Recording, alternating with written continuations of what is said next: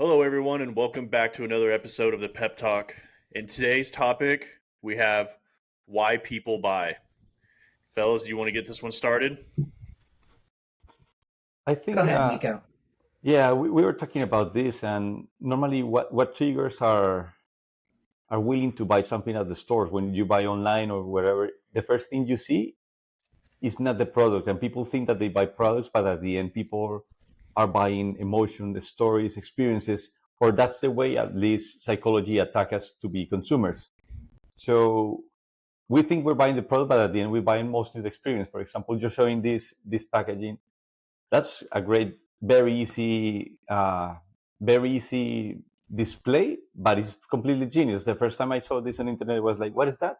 Because you're so focused on people doing exercise and bit fit, and they put those bread, the square breads or King Hawaiians, in a package that is looks like someone pulling up the shirt and showing the app. So you will definitely get the attention by men and by women of this kind of packaging because it's confusing, but it's also very creative. Yeah, and it's a low carb bun. I just noticed a sign. So I guess the idea is you can eat these buns and still have a six pack, which I Yeah. don't believe because I don't have a six pack and I eat buns. So, Yeah. Those are the best buns, though. oh, yeah, those Thanksgiving Hawaiian ones, looking rolls, Hawaiian yeah. rolls. Yeah. Anything other points on this one you guys wanted to hit besides the six pack? No. No, that's something very trendy, and people will take a look because it's exercise. And this one is another one about exercise, but it's also about the texture and the shape. So there's a lot of consciousness about getting in fit. And this brand, I don't know which brand is this one, but they put together two amazing things: water consumption and exercise. And people will make all the marketing by for the company. They will buy this exercise in the grocery store, show it on different social media. So I think that when you choose the right packaging, uh, you don't need to invest so much money in marketing because it will be a word of mouth by the consumer, and they will reproduce it for you if you do it in a creative way. Yeah, this Yeah, is pretty that's awesome. catchy. Yeah, I wonder how much Oh, it weighs. Like 2 or 3 Yeah. pounds, enough to get like a little yeah. when it's full, obviously. If you're not feeling like you want to work out heavy, you just drink half it. No, but I can see myself in the grocery store doing like this, or my wife or my kids playing with that. So that will generate attraction, and people will say, "What is that?" And people will ask. So that's what creates a good marketing campaign or a good product. When people talk Y- about it, it's successful. Yeah. Yeah, and they always like there's those studies that say like once you pick up a package, the chance that you're going to buy it is like way higher. And this one is just screaming for you to pick it up and Yeah. do some curls to show off. Or take it to the Um, and gym. I'm and I'm pretty Yeah. sure that if yeah, take it to the gym, that will be funny. But I'm pretty sure that if you put sand in that, it will hold it, and you can increase the weight. So there must be a lot of ways of use it and not just discard it. Maybe for the gym looks cool, but you can also leave it for as a dumbbell. Yeah. Yeah. Versatile. Yeah. Uh, I would love to have those in a lot of festivals. What There's always the what is problem going of on here? Yeah, explain. people that for me that's the best solution ever for festivals and being standing up. As you can see in the bottom, there's Oh. a water cup that has a giant straw that goes through the plate of food on top. So with one hand you can drink With your food all your and your food and use the other one Oh, to eat, wow. take pictures or whatever. So it's giving you one extra hand, which you normally don't have. Normally you have the food in one hand, the side, and you're doing like this because normally on festivals you don't have any tables. So you remove the need of a table. You can use, I guess, this in festivals, in bars, in discos, I don't know, wherever you can Yeah, eat that's and pretty drink. cool. Yeah. Yeah, I love this. It's like I mean, I love carnival food to begin with. So this is great. And it attacks us as a need, like the problem of only having two hands and no tables to eat comfortably. Yeah, very true. Yeah.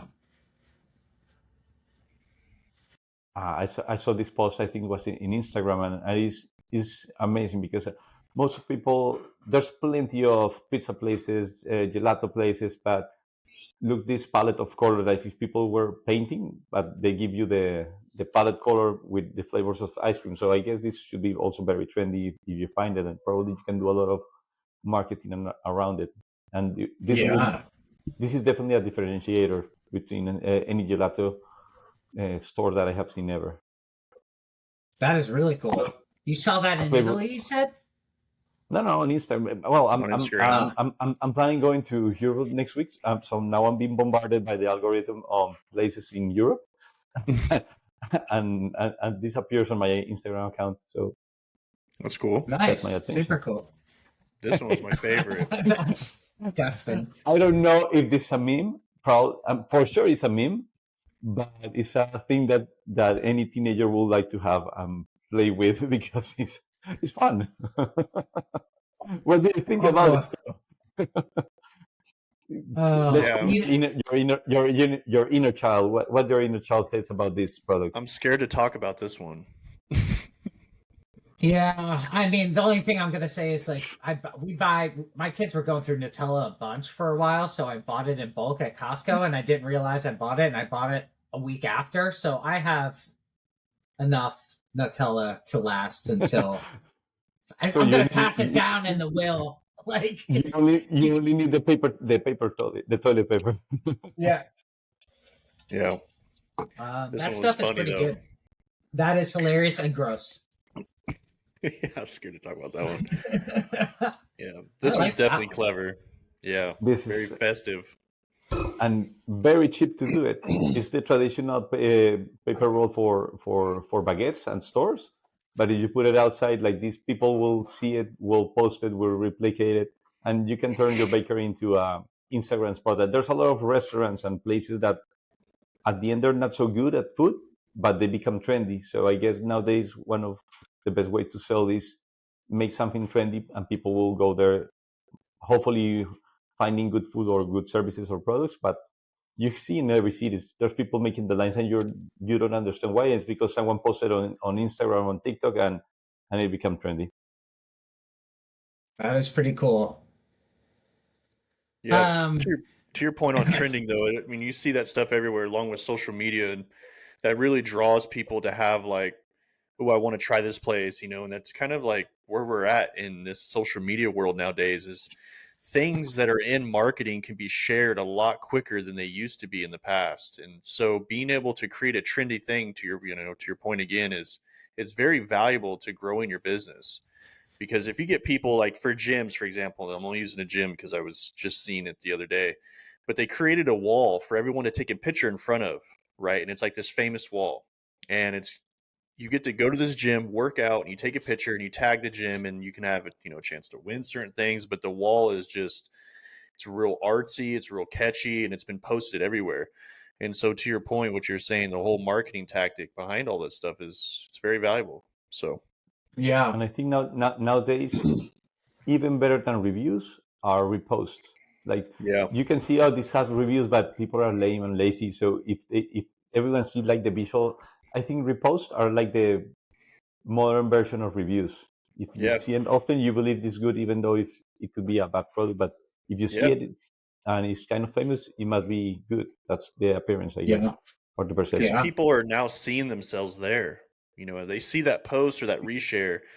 Most of the time, whenever I see something that someone is eating, I'm almost envisioning myself eating that. And so, yeah, you're right. Traveling or everything. That's the storytelling that you tell about products, services, and experiences.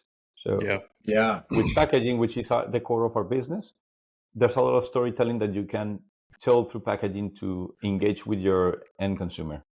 Yeah. I mean, those are some really clever ones.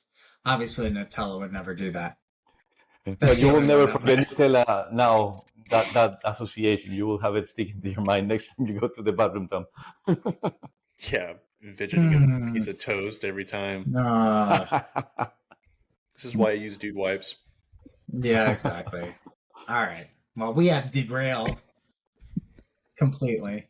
But those are some really cool packaging examples for sure. I think these brands are spending millions of dollars to try to get people in a room to see what encourages them to interact with the packaging, So packaging, does so much more than just hold the food or keep it fresh. It really is a tool like Nico, you're saying, to tell a story, create emotions, engage with the end user, and if you look at it through that scope, packaging is really really important. You were talking the other day, Tom, about some of the benefits of digital printing, and even though it's more expensive, it's the best tool to take a risk on marketing initiatives, because you're not going to do Flexo on hundreds of thousands of impressions to see if how it goes, but you can do an SQ or try different things on the market instead of paying audiences to see how they behave. Just launch a product and see what happens. And if you get lucky, with a very small investment, you might get trendy and reposted, and that's something that you could do with digital packaging, which we offer. Yeah, yeah, absolutely. Because you can like have 5 different variations of packaging and put it, and just do small digital runs, like 20,000 of each, and put them all into different stores in an area and see which one sells the most, sells the fastest. And then that's a real life sampling Case of your study. audience. Yeah, that's way better than 12 people in a room because they might not be indicative of the market, but testing it with digital is a huge value that major brands, and that's really how major brands might be using digital. Obviously, they're not doing 5 million bags of something digitally because it's too slow, but case studies, real life case studies, I think are extremely valuable. Yeah, and if they work, Agreed. you can go to a more massive production like the Flexo. So you can Mm-hmm. do the trials on digital, and if it works, move to the bigger scale. Yeah, and you can even cater your packaging regionally, right? You might do that same experiment in Miami and New York and in Dallas and in California and Washington and Colorado. And in those different places, one packaging might prevail over another. So you could actually be catering your packaging for a specific region and the culture that drives that region to decide what they do. So that's a pretty cool idea as well. Yep. So we're getting pretty close to the cutoff time here. Is there Mm-hmm. anything else that you want to say towards getting closer to the end? No, if Let's you find any cool packaging examples like that, post it on our LinkedIn or send them to us via email. I'd love to see them. Yeah, Yep. likewise. Well, we hope you enjoyed this short topic. We do enjoy the pep talks and how they're only 15 minutes. So we hope you guys have a good day, and we'll see you guys in the next pep talk. See you guys.